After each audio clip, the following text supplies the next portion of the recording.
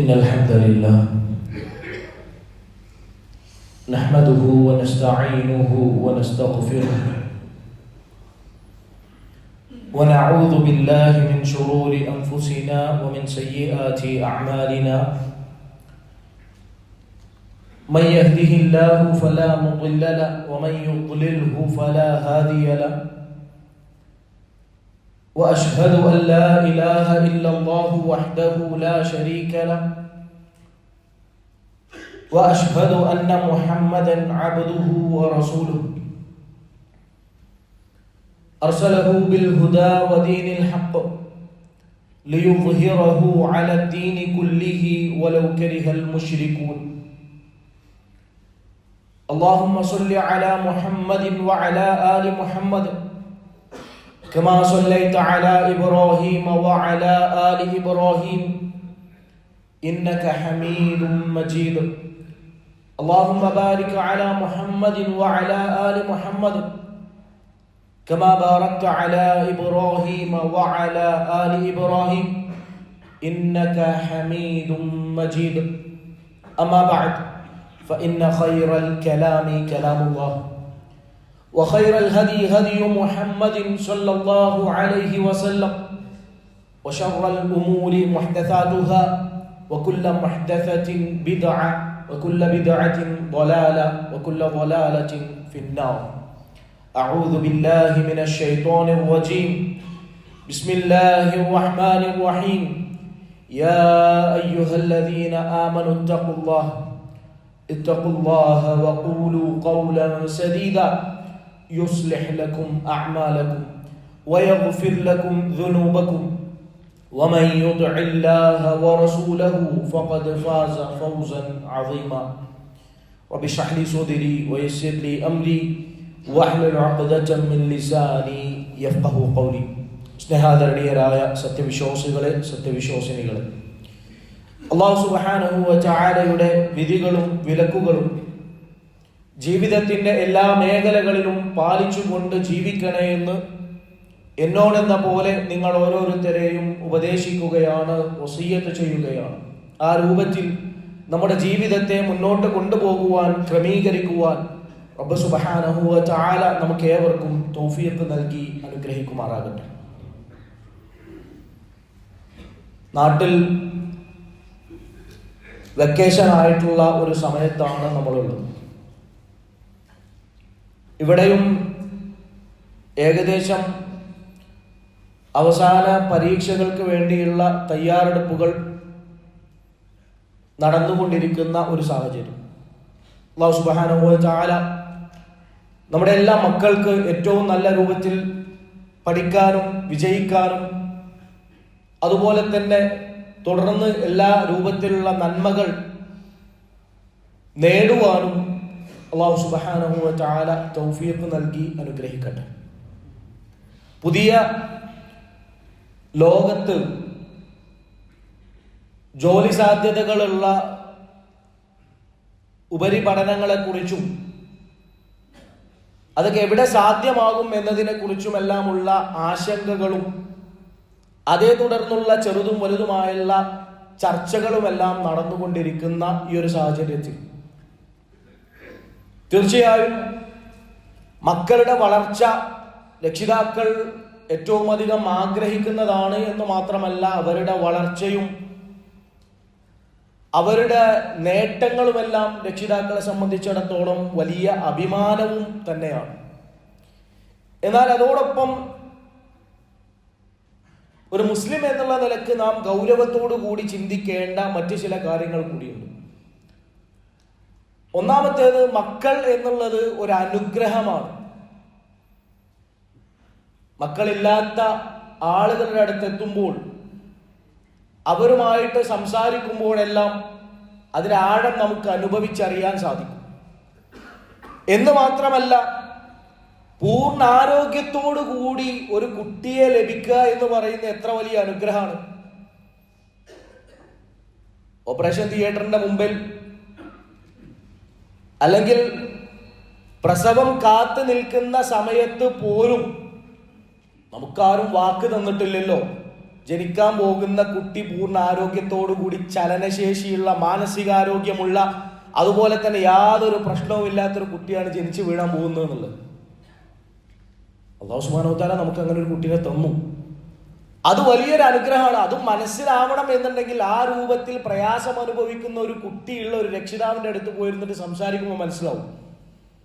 ഒരു പ്രയാസമുള്ള, ഒരു ചലനശേഷിയില്ലാത്ത, മാനസികാരോഗ്യമില്ലാത്ത ഒരു കുട്ടി ജനിച്ചു വീഴുന്നതോടുകൂടി ആ കുടുംബത്തിന്റെ മൊത്തം ജീവിതം അതോടുകൂടി റീഡിഫൈൻ ചെയ്യപ്പെടും.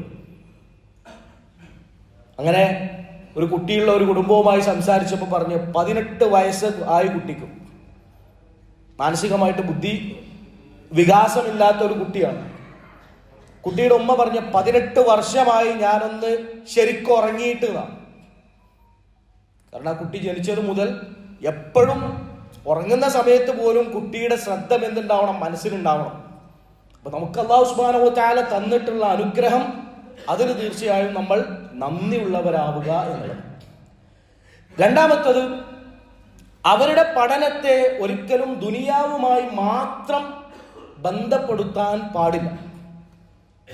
എന്ത് അവർ പഠിക്കുകയാണെങ്കിലും അവർ പഠിക്കുന്നത് ഈ ലോകത്തേക്ക് വേണ്ടി മാത്രമല്ല. എനിക്ക് ഉപ്പാക്കും ഉമ്മാക്കും ആളുകളുടെ മുമ്പിൽ തല ഉയർത്തി നടക്കാൻ പറ്റുന്ന ഒരു ജോലി നീ നേടണം എന്ന് പറയുന്നതിൻ്റെ അപ്പുറത്തേക്ക് പരലോകത്ത് ഉപകാരപ്പെടുന്ന രൂപത്തിൽ അവൻ പഠിക്കാൻ പോകുന്ന വിഷയം, അവൻ ജോലി ചെയ്യാൻ പോകുന്ന കാര്യം എന്താണോ അതിനെങ്ങനെ ഉപകാരപ്പെടുത്താം എന്നുകൂടെ നാം പറഞ്ഞ് മനസ്സിലാക്കി കൊടുക്കേണ്ടതുണ്ട്. നല്ലൊരു ഡോക്ടർ ആവണം. എന്തിന്? അല്ലാഹു സുബ്ഹാനഹു വ തആല പറയുന്നു, വമൻ അഹ്യാഹ ഫകഅന്നമാ അഹ്യന്നാസ ജമീഅ. ആരെങ്കിലും ഒരാൾക്ക് ജീവിതം നൽകിയാൽ, ജീവൻ രക്ഷപ്പെടുത്താൻ സഹായിച്ചാൽ, അവൻ ഭൂമിയിലുള്ള എല്ലാവർക്കും ജീവൻ നൽകുന്നത് പോലെയാണ്. അതുകൊണ്ട് നീ ഡോക്ടർ ആകണം എന്ന് പറയുന്നതും നല്ല ശമ്പളമുള്ള ജോലിയാണ്, അതുകൊണ്ട് നീ ഡോക്ടർ ആവണം എന്ന് പറയുന്നതും തമ്മിൽ വ്യത്യാസമുണ്ട്. ഇന്ന് സമൂഹത്തിൽ നടന്നുകൊണ്ടിരിക്കുന്ന വലിയൊരു ചർച്ച, പ്രസവം വീട്ടിലാക്കണോ വേണ്ടേ എന്നുള്ളതിന്റെ പ്രധാനപ്പെട്ട കാരണങ്ങളിൽ ഒന്നുകൂടി എന്താണ്? ഈ രൂപത്തിൽ ഒരു കോർപ്പറേറ്റ് രൂപത്തിലുള്ള ഒരു ബിസിനസ് ആയിട്ട് മെഡിക്കൽ രംഗം വളർന്നു വന്നപ്പോൾ ആളുകളെ ചൂഷണം ചെയ്യുന്ന രൂപത്തിലുള്ള പല ഡോക്ടേഴ്സും വന്നതും ഇതിന്റെ ഒരു കാരണം കൂടിയാണല്ലോ ആ ചർച്ചയുടെ പിന്നിൽ. അപ്പൊ അതുകൊണ്ട് തന്നെ ആ രൂപത്തിൽ എല്ലാ വിഷയങ്ങളിലും നല്ലൊരു എഞ്ചിനീയർ ആവണം, എന്തിന്, അതുപോലെ തന്നെ നല്ലൊരു അധ്യാപകനാകണം, തുടങ്ങി ഏതൊരു വിഷയം, ഏതൊരു മേഖലയിലേക്കാണ് കാലെടുത്ത് വെക്കുന്നത് എന്നുണ്ടെങ്കിലും അവന് പറഞ്ഞു പഠിപ്പിച്ചു കൊടുക്കാൻ പറ്റുന്ന രൂപത്തിൽ റസൂലുള്ളാഹി സ്വല്ലല്ലാഹു അലൈഹി വസല്ലം കാര്യങ്ങൾ പറഞ്ഞു തന്നിട്ടുണ്ട്. റസൂലുള്ളാഹി സ്വല്ലല്ലാഹു അലൈഹി വസല്ലം പറയുന്നു, മൻ ഇസ്തതഅ അൻ യൻഫഅ അഖാഹു ഫൽയഫ്അൽ. നിങ്ങൾക്ക് ആർക്കെങ്കിലും നിങ്ങളുടെ ഒരു സഹോദരനെ സഹായിക്കാൻ സാധിക്കുമെങ്കിൽ അവൻ ചെയ്തു കൊള്ളട്ടെ, അതൊരു പുണ്യപ്രവൃത്തിയാണ്. അപ്പൊ ഏത് മേഖലയിലേക്ക് നമ്മൾ കടന്നു ചെല്ലുകയാണെങ്കിലും അത് ഒരുപാട് ആളുകൾക്ക് സഹായം നൽകുന്ന മേഖലയാണ്. ജോലി ചെയ്യുന്ന, നമ്മളൊക്കെ ജോലി ചെയ്യുന്ന ഏത് മേഖലയാണെങ്കിലും നമുക്ക് ചുറ്റുള്ള ഒരുപാട് ആളുകൾക്ക് ഒരുപാട് സഹായങ്ങൾ കിട്ടുന്നതാണ്. അപ്പൊ അതുകൊണ്ട് തന്നെ അതൊക്കെ ഇഖ്ലാസോട് കൂടിയാണ് നീ പ്രവർത്തിക്കുന്നത് എങ്കിൽ അതൊക്കെ നിനക്ക് പ്രതിഫലം ലഭിക്കുന്ന ഒരു കാര്യമാണ് എന്ന് അവരെ പറഞ്ഞ് മനസ്സിലാക്കി കൊടുക്കാൻ തീർച്ചയായും നമുക്ക് സാധിക്കേണ്ടതുണ്ട്. അതുപോലെ തന്നെ മക്കൾ, അത് വലിയൊരു അമാനത്താണ്. ഫിത്രത്തോട് കൂടിയാണ് അല്ലാഹു സുബ്ഹാനഹു വ തആല നമുക്ക് ആ മക്കളെ തന്നിട്ടുള്ളത്. എന്നിട്ട് റസൂലുള്ളാഹി സ്വല്ലല്ലാഹു അലൈഹി വസല്ലം നമ്മളോട് കൽപ്പിച്ചത്, കുല്ലുകും റാഇൻ വകുല്ലുകും മസ്ഊലുൻ അൻ റഅയ്യതിഹി. നിങ്ങളെല്ലാവരും മസ്ഊലിയത്തുകൾ, ഉത്തരവാദിത്തങ്ങൾ ഏൽപ്പിക്കപ്പെട്ടവരാണ്. ആ ഉത്തരവാദിത്തങ്ങളെ കുറിച്ച് നിങ്ങൾ ചോദ്യം ചെയ്യപ്പെടുക തന്നെ ചെയ്യും എന്ന് റസൂലുള്ളാഹി സ്വല്ലല്ലാഹു അലൈഹി വസല്ലമ നമ്മെ പഠിപ്പിക്കുന്നുണ്ട്. അതുകൊണ്ട് തന്നെ ആ അമാനത്ത് ഫിത്രത്തോടു കൂടി ഏറ്റവും നല്ല രൂപത്തിൽ നമുക്ക് ലഭിച്ചിട്ടുള്ള ആ കുട്ടിയെ ആ രൂപത്തിൽ തന്നെ മുന്നോട്ട് കൊണ്ടുപോകുവാൻ, വളർത്തുവാൻ തീർച്ചയായും നമ്മൾ പരിശ്രമിക്കേണ്ടതുണ്ട്. അതിന് ധാർമ്മികമായിട്ടുള്ള വിദ്യാഭ്യാസം അവർക്ക് കിട്ടുക എന്നുള്ളത് നിർബന്ധമാണ്. അതിനുള്ള അവസരങ്ങൾ കിട്ടുന്നതെല്ലാം ഉപയോഗപ്പെടുത്താൻ നമുക്ക് സാധിക്കേണ്ടതുണ്ട്. എൻ്റെ മകൻ ഇത്ര ഭാഷ സംസാരിക്കും, അവന് മാത്സ് വളരെ ഈസിയാണ്, സയൻസും കെമിസ്ട്രിയും ഒക്കെ അവന് വളരെ നന്നായിട്ട് കൈകാര്യം ചെയ്യും, നല്ല ഐക്യു ആണ്, നല്ല ജനറൽ നോളജ് ആണ്, ഓക്കെ, ശരി, എല്ലാം ഓക്കെ. പക്ഷെ അതിൻ്റെ കൂടെ വേറെ ചില ചോദ്യങ്ങളുണ്ട്. അവന് ഖുർആൻ പാരായണം എങ്ങനെ? അള്ളാഹുവിന്റെ ദീനിനെ കുറിച്ച് അവൻ എന്തറിയാം? ഇസ്ലാമിക ചരിത്രത്തെ കുറിച്ച് അവൻ എന്ത് വായിച്ചിട്ടുണ്ട്? അറബി ഭാഷയിൽ അവന്റെ കഴിവ് എത്രയാണ്? അല്ല, അതൊക്കെ ഭയങ്കര പ്രയാസമാണ് അവന്. അതെങ്ങനെ ബാക്കിയുള്ള വിഷയങ്ങളൊക്കെ എളുപ്പാവലും ഇത് മാത്രം പ്രയാസാവലും? അത് നമ്മുടെ പ്രിയോറിറ്റിയുടെ പ്രശ്നമാണ്, നമ്മൾ നൽകുന്ന മുൻഗണനാക്രമത്തിലുള്ള പ്രശ്നമാണ്, അതല്ലാതെ പഠിക്കാനുള്ള പ്രയാസത്തിലല്ല. അപ്പൊ തീർച്ചയായും അവർക്ക് കൊടുക്കേണ്ട ചില ധാർമ്മികമായിട്ടുള്ള വിദ്യാഭ്യാസം അവരുടെ ശരീരം പുഷ്ടിപ്പെടുത്താൻ നാം നൽകുന്ന ആഹാരത്തോടൊപ്പം അവരുടെ മാനസികമായിട്ടുള്ള മനസ്സിന്റെ വളർച്ചയ്ക്ക് അത്യാവശ്യമായിട്ടുള്ള ദീനിയായിട്ടുള്ള ധാർമ്മിക ബോധം ലഭിക്കുന്ന രൂപത്തിലുള്ള, പ്രത്യേകിച്ചും വഴിതെറ്റാനുള്ള മാർഗങ്ങൾ നമ്മൾ അങ്ങോട്ട് അന്വേഷിച്ചു പോകുന്നതിന് പകരം ഇങ്ങോട്ട് നമ്മളെ തേടി വരുന്ന ഈ ഒരു കാലഘട്ടത്തിൽ ഏതൊരു ഫിത്നയിൽ അകപ്പെട്ട് കഴിഞ്ഞാലും അതിൽ നിന്ന് പുറത്തു കടക്കാനുള്ള ആർജവം അവർക്ക് ലഭിക്കുന്ന രൂപത്തിലുള്ള ധാർമ്മിക വിദ്യാഭ്യാസം അവർക്ക് നൽകുക എന്നുള്ളത് ഒരു രക്ഷിതാവ് എന്നുള്ള അർത്ഥത്തിൽ നമ്മുടെ ബാധ്യതയാണ്. കാരണം നമ്മളവിടെ അയച്ചതിന്റെ പിന്നിലുള്ള പ്രധാന ലക്ഷ്യം, നമ്മുടെ ഡ്യൂട്ടി എന്ന് പറയുന്നത് തന്നെ അതാണ് എന്ന രൂപത്തിൽ അല്ലാഹു സുബ്ഹാനഹു വ തആല പറയുന്നു, യാ അയ്യുഹല്ലദീന ആമനു, അല്ലാഹുവിലും അന്ത്യദിനത്തിലും പ്രവാചകരിലും വേദഗ്രന്ഥങ്ങളിലും വിശ്വസിച്ചവരെ, ഖൂ അൻഫുസകും വ അഹ്ലീകും നാറ, നിങ്ങൾ നിങ്ങളെയും നിങ്ങളുടെ കുടുംബത്തെയും നരകത്തിൽ നിന്ന് സംരക്ഷിക്കണം. വഖൂദുഹ അന്നാസു വൽ ഹിജാറ അലൈഹാ മലായികത്തുൻ ഗിലാദുൻ ശിദാദ് ലാ യഅസൂന അല്ലാഹ മാ അമറഹും വയഫ്അലൂന മാ യുമറൂൻ. അതിന്റെ ഇന്ധനം എന്ന് പറയുന്നത് കല്ലും അതുപോലെ തന്നെ മനുഷ്യരുമെല്ലാം ഉൾക്കൊള്ളുന്ന അതിന്റെ ഇന്ധനം. അതിന്റെ കാവൽക്കാരെന്ന് പറയുന്നത് അലൈഹാ മലായികത്തുൻ ഗിലാദുൻ ശിദാദ്, കഠിനരായിട്ടുള്ള മലക്കുകളാണ് അതിന്റെ കാവൽക്കാർ. അവിടെ ചെന്നിട്ടുള്ള ഒരു ചർച്ചകൾക്കുള്ള സമയമില്ല. അതുകൊണ്ട് ആത്മാർത്ഥമായിട്ട് പരലോകത്തെക്കുറിച്ച് ചിന്തിപ്പിക്കുന്ന രൂപത്തിൽ, അതിനെക്കുറിച്ചുള്ള ബോധം മനസ്സിലുണ്ടാവുന്ന രൂപത്തിലുള്ള ചർച്ചകൾ ഇടയ്ക്കെങ്കിലും കുടുംബത്തെ ഒന്ന് ഒന്നിച്ചിരുത്തിയിട്ട് അവരോട് മരണത്തെക്കുറിച്ചും മരണശേഷമുള്ള ജീവിതത്തെക്കുറിച്ചും അവിടെ നമുക്ക് ഇങ്ങനെ ഒരു ചർച്ച നടത്താൻ സാധ്യമല്ല, അവിടുന്ന് ഉപ്പാക്ക് മോനെ സഹായിക്കാൻ കഴിയുകയില്ല എന്ന് ബോധ്യപ്പെടുത്തിക്കൊണ്ട് യൗമ യഫിറുൽ മർഉ മിൻ അഖീഹി വ ഉമ്മിഹി വ അബീഹി വ സ്വഹിബതിഹി വ ബനീ ലികുല്ലി ഇംറിഇൻ മിൻഹും യൗമഇദിൻ ശഅ്നുൻ യുഗ്രീഹ്. അന്നേ ദിവസം ഒരു വാപ്പയും ഒരു മകനും ഒരു സഹോദരനും സഹോദരിയും ഒരാൾക്കും അങ്ങോട്ടും ഇങ്ങോട്ടും ഒരു സഹായവുമില്ല. മുലയൂട്ടുന്ന കുട്ടിയെ പോലും ഉപേക്ഷിച്ചുകൊണ്ട് ഓടും മനുഷ്യൻ. എന്തിനധികം അല്ലാഹു സുബ്ഹാനഹു വ തആല പറയുന്നുണ്ട്, ഭൂമിയിലുള്ള സർവ്വ മനുഷ്യരെയും നരകത്തിലിട്ടിട്ട്, എന്റെ വാപ്പാനെ ഉമ്മാനെ സഹോദരനെ മക്കളെ നരകത്തിലിട്ടിട്ടാണെങ്കിലും റബ്ബേ എന്നെ മാത്രം രക്ഷിക്കുമോ, വമൻ ഫിൽ അർദി ജമീഅൻ സുമ്മ യുൻജീഹി എന്ന് മനുഷ്യൻ ചോദിക്കുന്ന ഒരു അവസരം വരാനുണ്ട് എന്ന് നമ്മുടെ മക്കളെ ബോധ്യപ്പെടുത്തുക എന്നുള്ളതാണ്. ഏതൊരു ഫിത്നയിൽ അകപ്പെട്ട് കഴിഞ്ഞാലും അവർക്ക് നന്മയുടെ പാതയിലേക്ക്, സിറാത്തുൽ മുസ്തഖീമിലേക്ക് നടന്നെടുക്കാനുള്ള, അതിലേക്ക് തിരിയാനുള്ള ആർജം അവർക്ക് ലഭിക്കുക എന്നുള്ളത് തീർച്ചയായിട്ടും ആ രൂപത്തിലുള്ള വിദ്യാഭ്യാസം അവർക്ക് നൽകുന്നതിലൂടെയാണ്. അതിനുള്ള പരിഹാരങ്ങൾ ഒരുപാടുണ്ട്. നാട്ടില് CRE ക്ലാസ്സുകളായിട്ടും അതുപോലെ തന്നെ സമ്മറൈസ് മോറൽ സ്കൂളുകളായിട്ടും അതുപോലെ തന്നെ ഒരുപാട് അവസരങ്ങൾ നാട്ടിലുണ്ട്. നമ്മുടെയൊക്കെ നാട്ടിൽ പഠിക്കുന്ന മക്കളെ ആ രൂപത്തിലുള്ള നല്ല സുഹൃത്ത് വലയങ്ങളിൽ നല്ല രൂപത്തിലുള്ള കുട്ടികളുടെ കൂട്ടത്തിൽ ഉൾപ്പെടുത്താൻ അറിഞ്ഞുകൊണ്ടുള്ള ശ്രമം തീർച്ചയായിട്ടും നമ്മൾ ചെയ്യേണ്ടതുണ്ട്. ഇവിടെ പഠിക്കുന്ന കുട്ടികൾക്കും ഒരുപാട് അവസരങ്ങളുണ്ട്. മദ്രസ വിദ്യാഭ്യാസത്തിനും അതുപോലെ തന്നെ മദ്രസ വിദ്യാഭ്യാസം കഴിഞ്ഞതിന് ശേഷമുള്ള തുടർ പഠനത്തിനും അതുപോലെ തന്നെ അവർക്ക് ഒന്നിച്ചിരുന്നു കൊണ്ട് ദീനിയായിട്ട് അനുവദിക്കപ്പെട്ട രൂപത്തിലുള്ള വിനോദങ്ങളിൽ ഏർപ്പെടാനും എല്ലാമുള്ള മാർഗങ്ങൾ ഒരുപാടുണ്ട്. അത് അന്വേഷിച്ച് കണ്ടെത്തുകയും അതിന് വേണ്ട രൂപത്തിലുള്ള വളർച്ചകൾ, പുതിയ പദ്ധതികൾ എങ്ങനെയൊക്കെ വേണമെന്ന് ആവിഷ്കരിക്കാനും അതിനെക്കുറിച്ച് ചർച്ച ചെയ്യാനുമെല്ലാം തീർച്ചയായിട്ടും നമുക്കെല്ലാം ബാധ്യതയുണ്ട് എന്നുകൂടെ നാം മനസ്സിലാക്കുക. അല്ലാഹു സുബ്ഹാനഹു വ തആല ഇഹത്തിലും പരത്തിലും ഉപകാരപ്പെടുന്ന രൂപത്തിൽ നമ്മുടെ മക്കളെ വളർത്തുവാൻ നമുക്ക് ഏവർക്കും തൗഫീഖ് നൽകി അനുഗ്രഹിക്കുമാറാകട്ടെ.